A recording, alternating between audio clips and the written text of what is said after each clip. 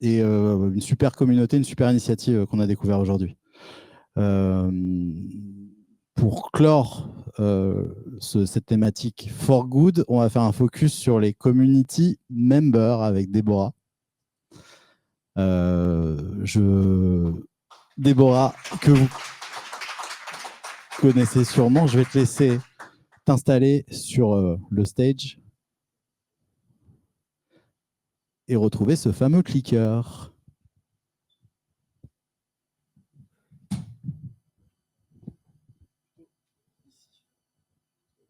Okay.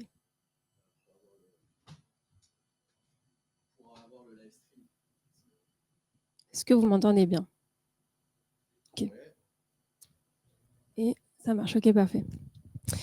Moi, je suis membre de 10 communautés professionnelles privées. Et j'en anime 2. Alors, il y en a une que j'ai créée, c'est la Social Media Sisterhood. C'est petit clin d'œil aux femmes qui travaillent dans les réseaux sociaux. C'est une communauté d'entraide pour elles. Donc, on peut s'en parler après si ça vous intéresse. Et une autre que je co-anime et que j'ai pas créée. Et justement, c'est ça qui a intéressé Jean-Yves. Et c'est pour ça que je prends la parole aujourd'hui. C'est pour parler plutôt de mon expérience en tant que membre. Il m'appelle la Serial Community Member. Donc, c'est un peu ça que je vais faire pendant quelques minutes et à base de cas très concrets. Donc, tout simplement, j'ai mis des screenshots de conversations avec les gens et je précise que tout le monde est au courant et m'a donné son aval pour montrer ces types de conversations.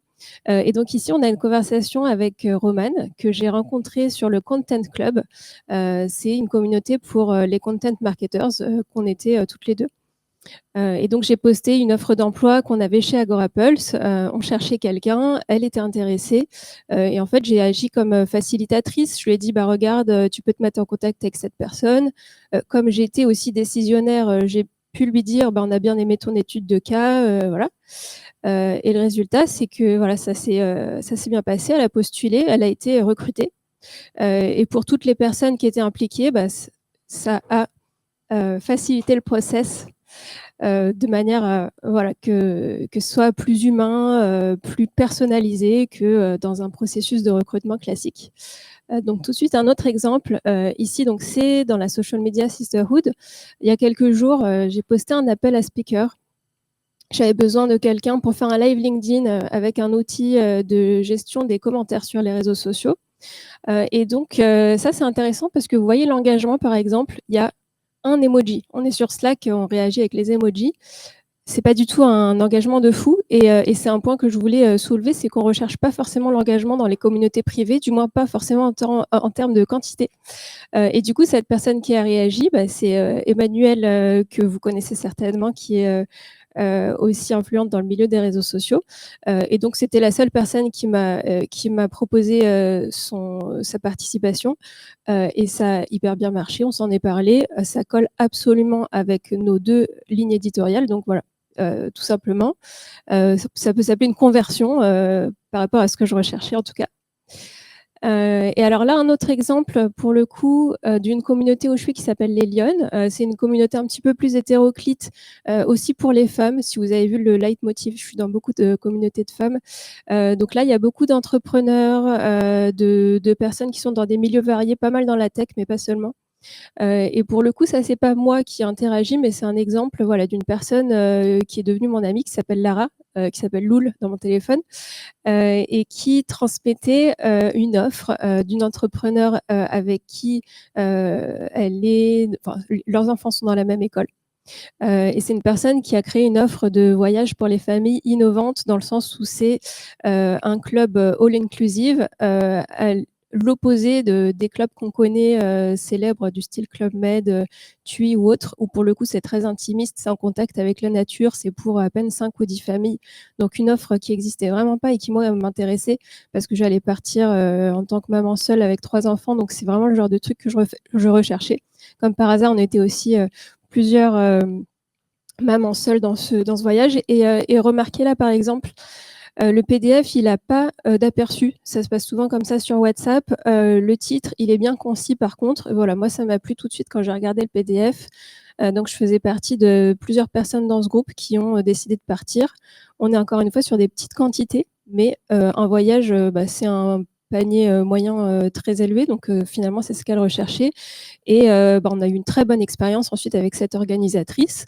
On lui a donné des témoignages clientes avec plaisir. Du coup, voilà, c'était hyper positif pour elle. Et je passe à un autre message qui était aussi sur les Lyonnes. Donc, également une personne qui est devenue mon amie qui s'appelle Laetitia. Et elle organisait un événement marketing pour les femmes d'ailleurs. Et elle cherchait une photographe. Donc moi, j'avais une photographe dans mes contacts. Et ce qu'on fait parfois, c'est que pour les photographes, on donne le lien vers un profil Insta parce qu'on peut voir le travail de la personne directement. Donc là aussi, le lien, c'est intéressant. Alors parfois, c'est des PDF, parfois, c'est des liens dont je parle. Voilà, je me suis pas trop embêtée. J'ai pas enlevé l'UTM qu'il y avait après. J'ai partagé directement son profil Insta comme ça. Ça lui a bien plu. Donc Laetitia a engagé Anna pour cet événement. Et elles se sont vraiment adorées. Donc maintenant, c'est sa photographe attitrée et elle a dû faire au moins une dizaine d'événements avec elle. Elles sont à Lille en ce moment pour faire une nouvelle édition du même événement qui s'appelle Wire pour les femmes de l'e-commerce. Voilà, un autre exemple de conversion. Et alors là, dans un registre totalement différent. Donc là, je suis sur Futur Proche. C'est une communauté pour les CMO ou les marketeurs assez seniors en tout cas, de plus de 400 membres. Et donc, il y a pas mal de canaux. Celui-ci, c'est un canal dédié aux ressources. Il y en a plusieurs. Hein. Forcément, j'ai fait des choix là pour vous parler d'exemples vraiment ciblés. Et du coup, là, il y a cette personne dont le pseudo est Neminem. Voilà, sur WhatsApp, on n'a pas forcément les noms complets.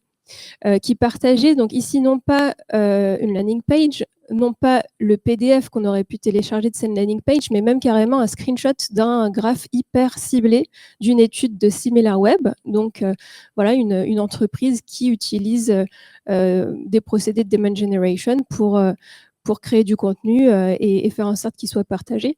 Donc ici, il est partagé en privé. Il y a Dominique qui m'a donné aussi son accord, évidemment, pour que je publie son avis, qui donne son avis assez tranché sur la question. Et voilà, on est toute une communauté de plusieurs centaines de marketeurs en train de réfléchir à comment faire pour mieux intégrer l'IA dans notre SEO.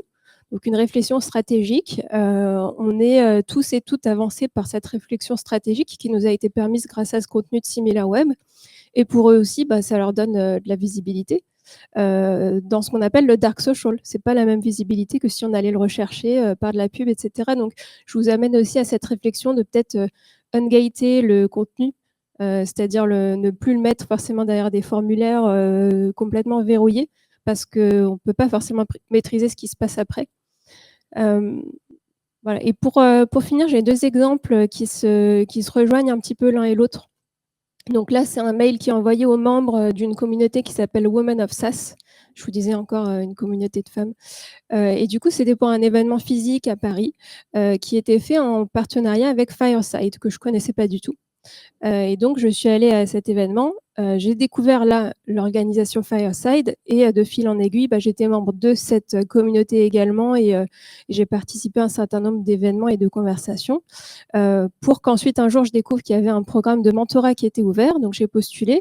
C'était sélectif, hein, c'est un programme qui est gratuit et qui est vraiment quali avec énormément de valeur ajoutée et ma candidature a été acceptée. Donc ça n'aurait pas été possible sans l'aide de finalement cette première communauté. Et donc enfin, ça c'est un screenshot de mon propre post. Donc là, je parle sur LinkedIn de cette soirée de lancement de la session de mentorat de Fireside. Et c'est un programme qui m'a apporté énormément. C'est pour ça que j'ai voulu le mettre en dernier. C'est ça qui fait en sorte qu'en ce moment, je suis en train de propulser ma carrière. Alors, j'utilise des termes marketing, hein, vous m'en voudrez pas, propulser, booster, tout ça. En ce moment, je suis dans une période de transition et donc ça m'aide énormément d'être dans un programme de mentorat parce que j'ai une mentor qui m'aide avec des sujets qui me sont importants pour l'instant, c'est-à-dire monter en compétence dans la gestion d'équipe marketing et voilà d'autres sujets précis comme ça. Il y a l'effet de communauté, donc on peut s'entraider entre membres, qu'on soit mentee ou mentor.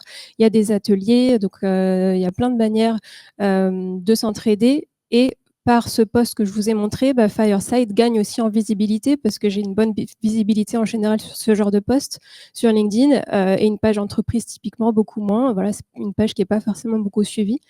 Donc voilà, encore une fois, beaucoup d'éléments de ce cercle vertueux. Et en conclusion, je voulais vous ramener du coup un petit peu aux enjeux pour les marques, parce que là j'ai parlé beaucoup des enjeux pour moi, de ce que ça peut apporter à une membre, sauf quelques exceptions, c'était des exemples qui m'ont apporté à moi personnellement ou à d'autres membres. Et en fait, pour les marques, je vous encourage à pas négliger le dark social. C'est pour ça que je disais dans mon titre que c'est la fin des likes et le début des liens, parce que c'est vraiment un sujet à aller chercher. Donc en termes techniques, pour les liens, faites en sorte qu'ils soient courts, qu'ils soient explicites. Avoir les UTM, c'est utile les UTM pour l'attribution, mais en tout cas faites en sorte que le lien de base, l'URL, soit court. Il faut bosser aussi l'open graph, c'est-à-dire toutes les données qui sont liées à la photo qui va sortir, comment le titre apparaît, etc. Parce que c'est ça qu'on va voir quand c'est partagé sur WhatsApp ou autre. Alors il y a quelques bugs sur WhatsApp, parfois l'aperçu n'apparaît pas. Mais en tout cas, voilà, c'est important. Et je vous le disais tout à l'heure, considérez de peut-être ungater votre contenu.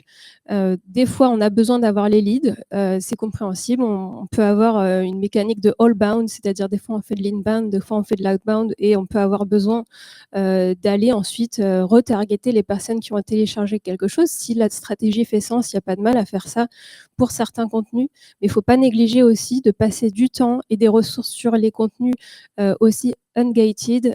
Donc voilà, par exemple un PDF, une infographie disponible sans forcément que les personnes aillent mettre leur mail ou quoi que ce soit, parce que de toute façon, ça va se retrouver en privé après. Et enfin, toujours dans les enjeux techniques, dans votre modèle d'attribution, il faut penser peut-être à inclure la self-attribution. C'est-à-dire, en plus de tout ce que vous pouvez déjà avoir en place, style Google Analytics ou d'autres outils que vous utilisez, ça peut être bien de poser la question aux personnes: comment nous avez-vous connus à un moment ou à un autre, avec un niveau de détail qui vous convient. Ça peut être plus ou moins précis, et inclure dedans tout l'aspect communautaire. Dans ce cas-là, vous saurez si c'est à investir davantage ou pas.